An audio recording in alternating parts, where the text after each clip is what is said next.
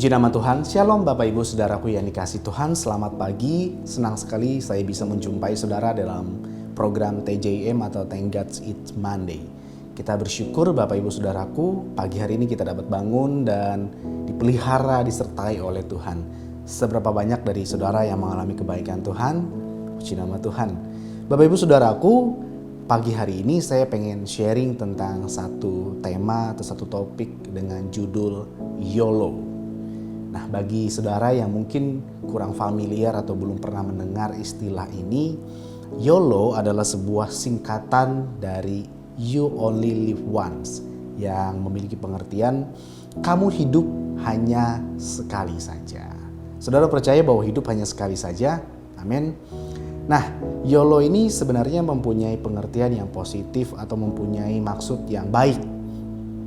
Ini adalah sebuah semangat atau sebuah movement untuk bisa memaknai hidup dengan sebaik mungkin. Karena hidup hanya sekali, tidak akan pernah terulang dua kali. Makanya manfaatkanlah hidup untuk bisa berguna bagi orang lain, melakukan hal-hal yang baik dan melakukan hal-hal yang positif untuk orang lain. YOLO ini populer di kalangan para anak muda dan orang-orang remaja, Bapak Ibu. Mereka berpikir karena hidup hanya sekali, maka cobalah sesuatu hal yang baru. Makanya ada banyak anak muda yang mencoba mengambil experience, pengalaman, hal-hal yang baru yang dalam tanda petik, hal-hal yang justru malah merusak, hal-hal yang justru malah negatif. Karena mereka berpikir hidup hanya sekali, sayang untuk dilewatkan. Makanya ada banyak anak-anak muda yang jatuh dalam obat-obatan terlarang, pergaulan bebas, seks bebas, dan hal-hal merusak atau hal-hal negatif yang lainnya. Mereka berpikir hidup tidak akan pernah terulang dua kali, hidup harus dimanfaatkan untuk mencoba hal-hal yang bisa menyukakan hati. Nah, saudaraku yang dikasihi Tuhan, saya percaya setiap kita orang yang mengasihi Tuhan, orang yang tahu akan kebenaran, juga mengerti dan sadar bahwa hidup memang hanya sekali, tidak akan pernah terulang. Kita hidup sekali dan mati sekali dan nanti kita akan dibangkitkan untuk bersama-sama dengan Yesus. Nah, saya percaya Tuhan pengen kita memanfaatkan hidup kita yang hanya sekali di dunia ini untuk melakukan hal-hal yang baik. Saudaraku yang dikasihi Tuhan, sikap hidup orang percaya bukanlah menganggap bahwa kesempatan hidup yang hanya sekali dengan melakukan hal-hal yang liar. Namun justru karena kita mengerti bahwa hidup hanya sekali, kita mengambil keputusan untuk melakukan hal-hal yang positif atau melakukan hal-hal yang benar, Bapak Ibu yang dikasihi Tuhan. Nah, apalagi di musim pandemi yang kita alami selama kurang lebih 2 tahun belakangan ini, kita melihat bahwa kematian itu seperti di depan mata. Di tahun-tahun yang lalu mungkin kita hanya melihat orang-orang yang jauh, orang-orang yang tidak kita kenal, yang berjatuhan, yang tumbang, yang direnggut oleh COVID ini. Tapi makin kesini kita melihat bahwa orang-orang yang kita kenal, orang-orang yang kita kasihi, bahkan mungkin orang-orang yang kita cintai itu direnggut oleh COVID-19. Dari sini kita bisa mengambil sebuah kesimpulan bahwa kematian itu bisa datang kepada siapa saja, siapapun orangnya, kaya maupun miskin, tua maupun muda, tidak mengenal status sosial. Dan itu hanya diberikan sekali saja kesempatan untuk kita bisa menikmati hidup yang Tuhan berikan kepada kita. Nah, Bapak Ibu yang dikasihi Tuhan, oleh sebab itu saya percaya Tuhan ingin agar kita bisa memaknai hidup ini dengan sebaik-baiknya. You only live once, maka lakukanlah yang terbaik yang bisa kita lakukan untuk kemuliaan nama Tuhan. Nah, Bapak Ibu yang dikasihi Tuhan, Alkitab yang kita percaya dan yang kita baca setiap hari banyak sekali mengajarkan kepada kita bagaimana seharusnya kita orang percaya bisa memaknai dan mengisi kehidupan yang hanya sekali dan fana ini untuk hal-hal yang jauh lebih baik, jauh lebih bermanfaat daripada hanya sekedar memuaskan keinginan daging kita. Dan pagi hari ini saya pengen bagikan 2 hal saja yang bisa menjadi perenungan bagi kita bersama. Bagaimana kita bisa memaknai YOLO, You Only Live Once. Yang pertama, saudaraku yang dikasihi Tuhan, kita harus mengerti dan kita harus bisa merenungkan dengan sungguh-sungguh apa yang kita kejar di dalam dunia ini. Pertanyaan ini sering sekali hinggap kepada setiap orang percaya. Untuk apa saya di dunia ini? Apa yang harus saya kejar? Ada orang yang sepanjang hidupnya mengejar kekayaan. Ada banyak orang yang sepanjang hidupnya mengejar kesuksesan. Dan ada orang juga yang sepanjang hidupnya mengejar kehormatan, saudaraku yang dikasihi Tuhan. Mereka mengejar pengakuan, mereka mengejar sesuatu yang bisa membuat dirinya bisa lebih terekspos. Namun firman Tuhan di dalam Pengkhotbah ayat pasal yang kedua, ayat yang ke-22 sampai ayat yang ke-25 dalam terjemahan bahasa Indonesia sehari-hari bilang begini.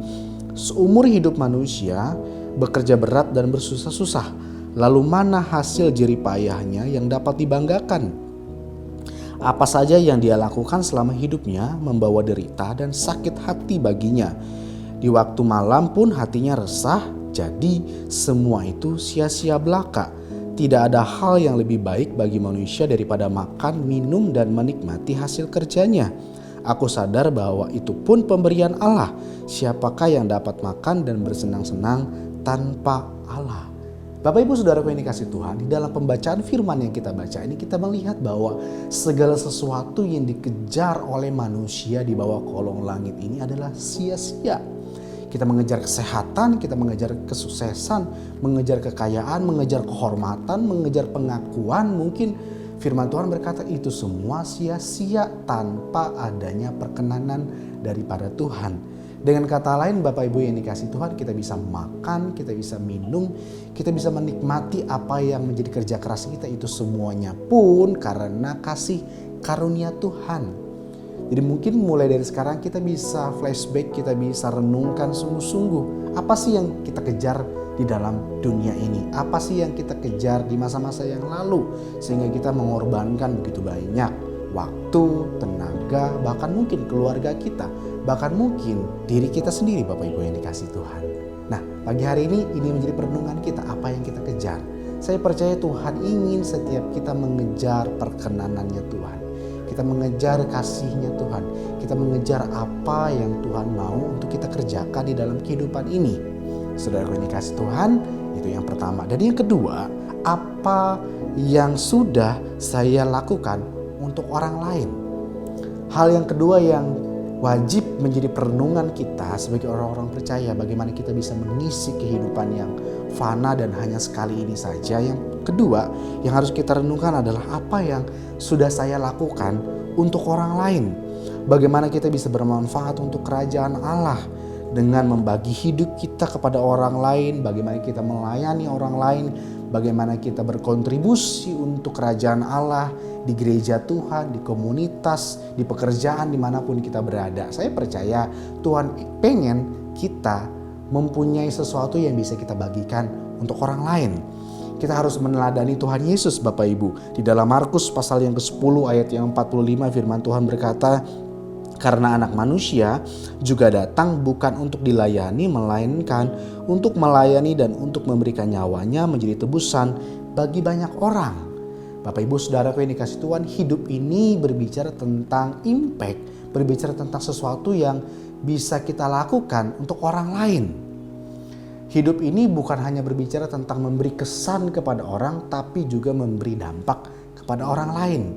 Ada banyak orang hanya serius dan fokus untuk membangun kesan, image yang baik kepada orang lain, tetapi lupa untuk memberikan dampak kepada orang lain. Kesan dan dampak itu sesuatu yang berbeda Bapak Ibu yang dikasihi Tuhan. Kesan bisa dibangun dengan image kita, dengan packaging, dengan penampilan, dengan tutur kata yang sopan dan santun Bapak Ibu yang dikasihi Tuhan. Tetapi impact itu bisa dibangun dengan sesuatu yang kita lakukan hari demi hari, proses demi proses, pemberian demi pemberian, waktu demi waktu yang kita bagikan kepada orang lain. Dan saya percaya impact itu sanggup mengubahkan kehidupan orang lain. Nah Bapak Ibu yang dikasihi Tuhan, hari ini kiranya bisa menjadi perenungan bagi kita bersama. Bagaimana kita bisa memaknai hidup ini dengan benar, dengan hati yang tertuju kepada Tuhan. Jangan kejar hal-hal yang fana, jangan kejar hal-hal yang hanya memuaskan diri kita. Tapi kejarlah perkenanan Allah, kejarlah apa yang Tuhan mau untuk kita kerjakan. Dan bagaimana kita bisa memanfaatkan diri kita untuk kita bisa berkontribusi, bermanfaat bagi kerajaan Allah, berguna bagi orang lain dan menjadi impact, menjadi dampak yang positif bagi orang lain. You only live once.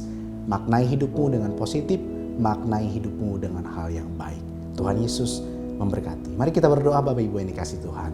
Bapa Surgawi, kami berdoa dan menutup program TJIM pada hari ini, dan kami percaya bahwa hidup ini hanya sekali, hidup ini tidak akan terulang dua kali.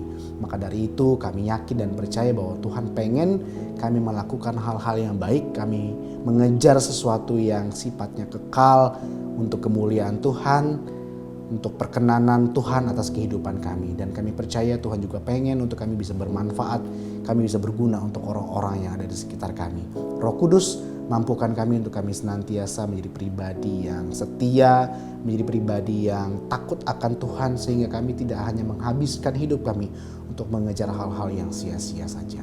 Terima kasih Bapa Surgawi, perkenananmu, campur tanganmu bagi hidup kami sepanjang hari ini.